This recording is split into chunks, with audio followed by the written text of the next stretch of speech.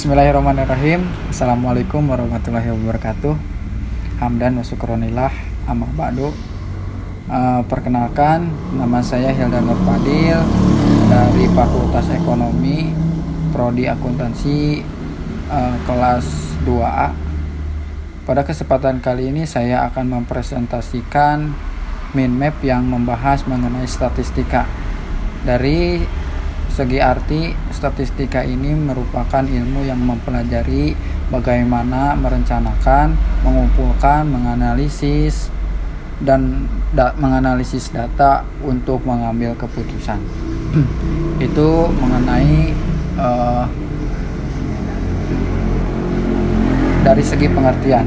Kemudian selanjutnya bahwa statistika ini memiliki dua jenis. Yang pertama ada statistika deskriptif, yakni mengenai materi penyajian data. Kemudian yang kedua ukuran pemusatan, yang ketiga ukuran penyebaran, yang keempat angka indeks, yang kelima deret berkala dan peramalan.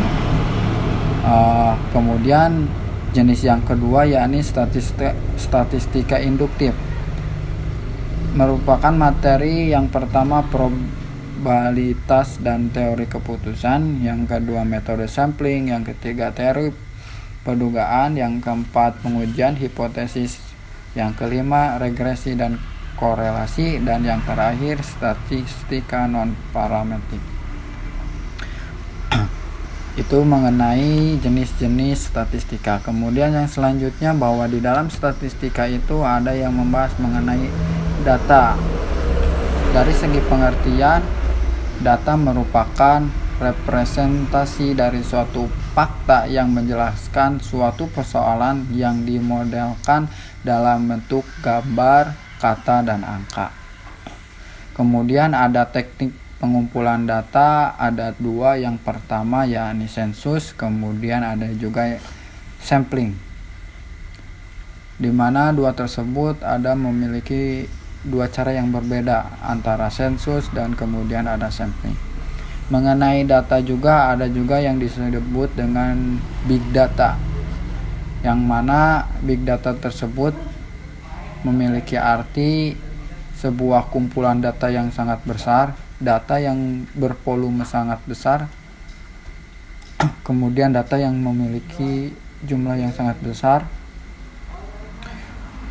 Big data tersebut memiliki karakteristik yang pertama bervolume, yang kedua velocity, kemudian yang ketiga variety, yang keempat value, dan yang kelima parasity.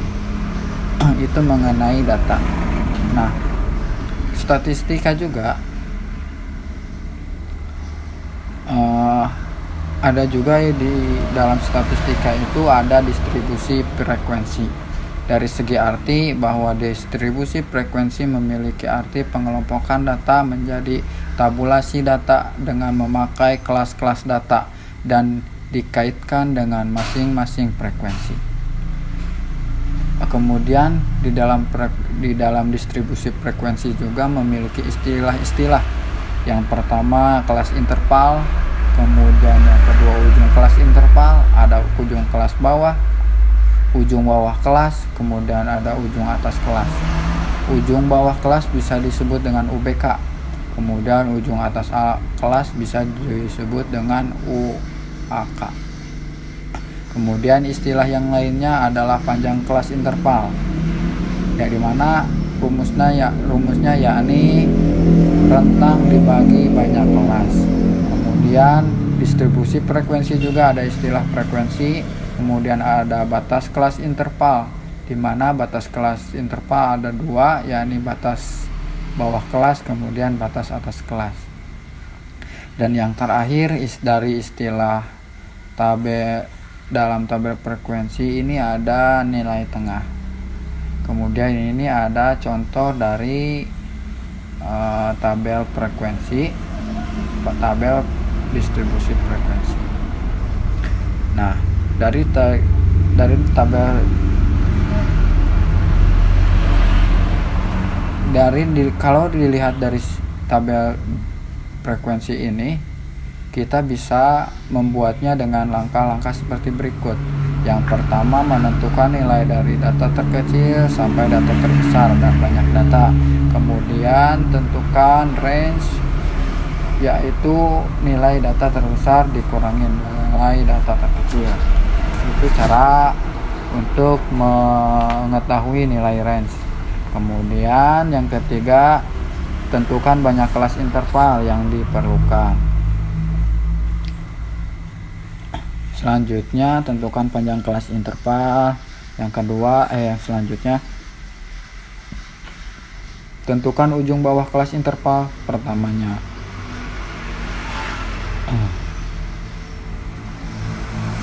Selanjutnya, mengenai tabel distribusi frekuensi ini, ada yang namanya dengan mean atau rata-rata, bahwa yang namanya mean ini memiliki rumus.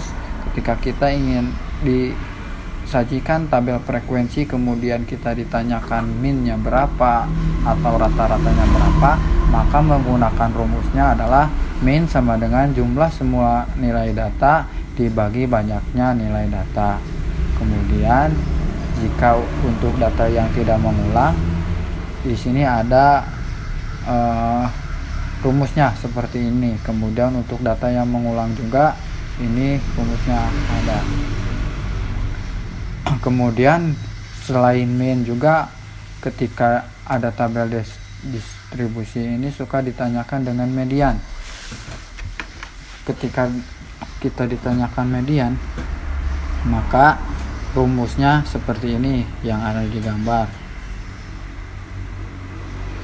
Ketika untuk data yang berkelompok, maka median rumusnya adalah median sama dengan L,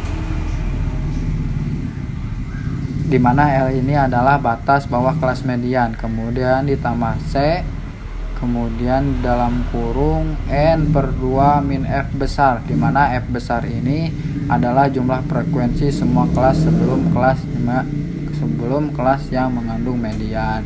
Kemudian per F kecil, yakni frekuensi kelas median. Ini adalah rumus untuk mencari median. Kemudian yang selanjutnya ada modus, di mana modus ini adalah bisa dikatakan hal yang sering muncul. Jadi ketika kita ingin mencari modus, maka rumusnya adalah modus sama dengan LO ditambah C ditambah sama dalam kurung B1 per B2 plus B2. Seperti dilihat dalam gambar tersebut, bahwa LO ini memiliki arti batas bawah kelas modus. Jadi batas bawah kelas modusnya dilihat dari mana yang sering muncul, kemudian batas bawah kelas modusnya berapa, kemudian C-nya berapa, kemudian B1. Di sini B1 maksudnya adalah selisih antara frekuensi kelas modus dengan frekuensi tepat satu kelas sebelum kelas modus. Jadi selisih yang paling banyak muncul dikurangi sebelumnya. Kemudian kalau B2 mah selisih antara frekuensi kelas modus dengan frekuensi tepat satu kelas sesudah kelas modus. Jadi kalau B2 mah frekuensi kelas modus yang sering muncul dikurangi frekuensi yang selanjutnya, itu B2. Nah, bisa kita lihat dari contoh gambar di sini juga ada hubungan rata-rata hitung median dan modus. Apakah simetris atau tidak? Ini ada contoh-contoh. Ini ada contoh gambar. Mungkin ini yang bisa saya presentasikan. Mohon maaf bila ada kekurangannya, bila ada tutur kata yang salah, mohon maaf. Kemudian saya juga mungkin memberikannya kurang maksimal, Saya mohon maaf. Terima kasih. Wassalamualaikum warahmatullahi wabarakatuh.